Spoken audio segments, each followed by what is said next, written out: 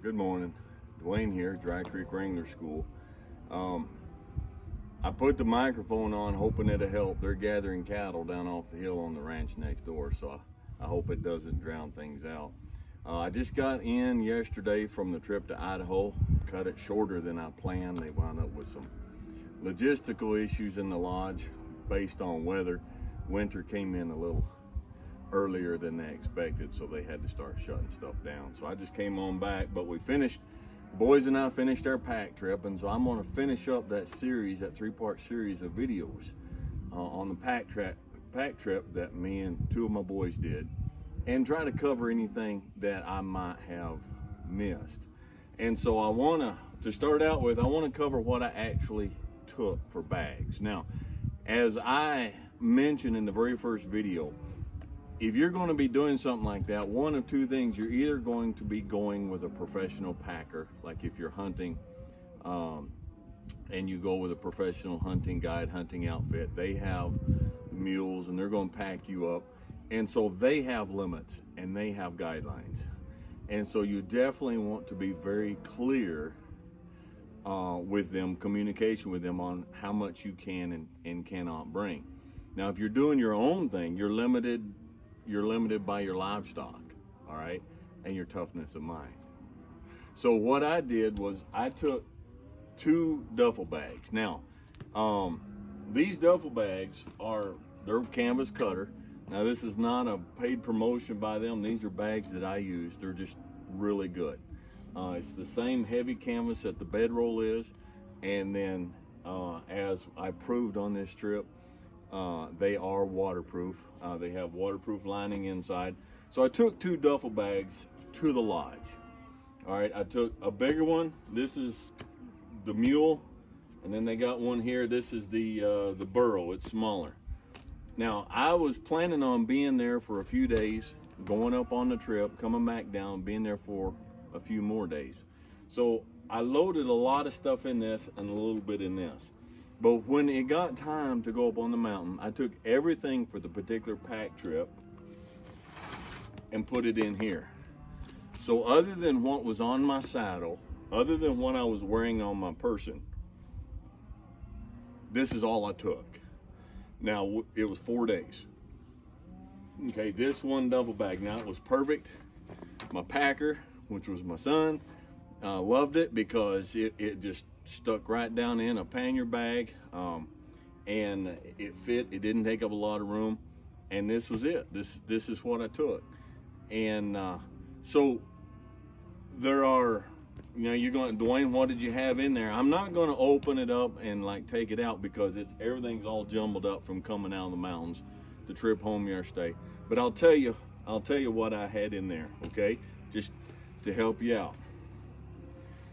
I had 1 change of clothes, which I did not use. I had 1 change of jeans, 1 change of shirt, change of underwear, 2 pair of clean socks, and a spare pair of long johns. Now, they were not for hygiene, okay? Because I didn't take them so that about 3 days through I could say, I want to get all fresh as a daisy and put on clean clothes. They were for moisture. Moisture in the winter time out in the wilderness, moisture kills. Hypothermia kills. So you always want to have dry clothes. If you come in, if you're on the trail, it starts pouring rain, you get soaked, or you're overdressed and the temperature warms up a little bit and you're overdressed and you're exerting and you get a sheen of sweat on you in between you and your clothes, or your clothes get wet with sweat, it's imperative that when you get back to camp, you have a dry change of clothes, okay? And so I had that, just in case. I didn't need it, so I didn't use it. I had a bath towel. I always take a bath towel. I had a bath towel because, again, wet leads to hypothermia. Hypothermia kills. So at one point, their things had gotten wet. We woke up, it had rained through the night. We woke up with a little bit of snow on the ground, and so I needed to dry my sleeping bag out inside, not because my sleeping bag had leaked, nothing like that, but it got really cold, and so I zipped that bedroll all the way up. Well, you're supposed to leave a little area down here for condensation to escape from your breath, and I didn't do that. So when I woke up, my breath had collected against the inside of the bedroll and then come down on my sleeping bag. My sleeping bag was a little bit wet. So I had a bath towel to dry. If it pours rain, you want to be able to dry your rifle off. You need to be able to dry yourself off to put on dry clothes if you come back. So anyhow, I had a bath towel in there. Let's see, my mind's going to go blank. Let me just take a peek and see if there's something in there that I'm not remembering. But mostly, I mean, that was it. You know, you don't need to take all, you know, like shampoos and soaps and stuff like that. Well, I had a couple of cigar cases with cigars, and I'll probably think of something else. But that literally, I had a spare bucket hat, spare gloves, and I had a spare gloves and bucket hat in my saddlebags. People have asked me, what did you have in your saddlebags? I had a Leatherman tool. I had a couple of saddle strings, not your real cheap light ones that you'll get from Tractor Supply or somewhere, you know, wrapped up. They look like shoestrings. These were real heavy, about so long, cut out of actual latigo, and I had those in there.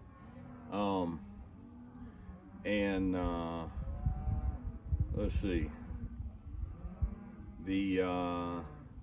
So I had a Leatherman tool, I had spare gloves, I had a spare bucket hat, I had the strings, and that was about it. I had a canteen on the saddle, and and I had a pipe pouch and a cigar pouch on one side, and that was about it for that. So I took this up.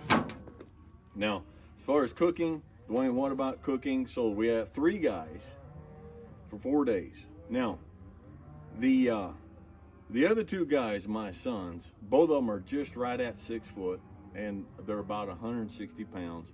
They're extremely active, extremely fit, and I'm extremely glad that I'm not paying for their grocery bills anymore. Them boys can eat, man. So, we took 2 packs of frozen hamburger patties, okay? And they'll like, in that cold weather, if they're frozen when you go, you don't have to worry about them spoiling and going bad in the cold weather. We took 3 dozen eggs, we took a loaf of bread, and we took a large thick pack of bacon and a pack of larger flour tortilla shells. Stick a large pound of butter and some seasonings. And then Jesse had thrown in a bunch of those freeze-dried packets. They're made by Peak, and so we had those. And that's the food that we had, and coffee. Goodness gracious, yes, we had coffee. Well, what about dishes? We had a skillet, and I mean a thrashed out, beat up old Teflon coated skillet with no Teflon left on it hardly. We had that. We had a Dutch oven, which we did not use. We had a percolating coffee pot. We had 3 metal plates, 3 metal coffee cups, 3 forks, 3 knives, 3 spoons. And that's it. And then there was a jet boil. They had brought a jet boil. For emergency, if we needed to heat up water really quick and the weather's bad. A lot of times when you're going to warm yourself up, you need to start from the inside and get some hot in you. And we wound up eating, actually those Peak meals. I had quit eating freeze-dried camping food years ago because all I had access to was Mountain House, and I hated them. I thought they were just nasty. But these Peak were pretty good. So that's the food we took, and that's the kitchenware that we took. It was pretty simple, pretty straightforward, and you don't need, I said this in one of the other videos, you don't need to pack a bunch of stuff. You need to be safe. All right, again, this time of year, especially hypothermia, stuff like that. So you need to have the gear that's going to take care of that. You need to have enough but you don't have to be pretty, and you don't have to be luxurious, okay? You just need to be reasonably comfortable, well-fed, not gourmet meals, but well-fed, and because it's the adventure. I mean, we're out there for adventure. If you want to be fat and lazy and comfortable, stay home, okay? But the challenge, part of the challenge and the fun is, what can I leave home and how can I substitute? What can I substitute for this stuff, okay? So anyhow, it was a good trip, and we're already planning next year. So one of my sons, he's a firefighter, but he's also in the Air Guard now still, and he's fixing to have to run looks like he's fixing to have to run another deployment here. So we wanted to do earlier next year, but I don't think we're going to be able to. So now we're talking about going someplace a bit more south if we got to do this in November, October again. And so we're making plans about what we can do for next year, where we're going to go, what we're going to take, what we're going to change, and it's grand, okay? So anyhow, I feel like there's something that I had that I took that I'm forgetting. I don't remember what it was, and if I think of it, I'll add it later. So anyhow, I hope this helps for anybody who's wanting to get into this, wanting to get some ideas about how you can do it. I hope it helped you a little bit. And we'll do another video here in the next day or two, and we'll get back on track with the other stuff. So anyhow, be logical, be reasonable, be safe, be adventurous, be frugal, and have fun. We'll catch y'all next time.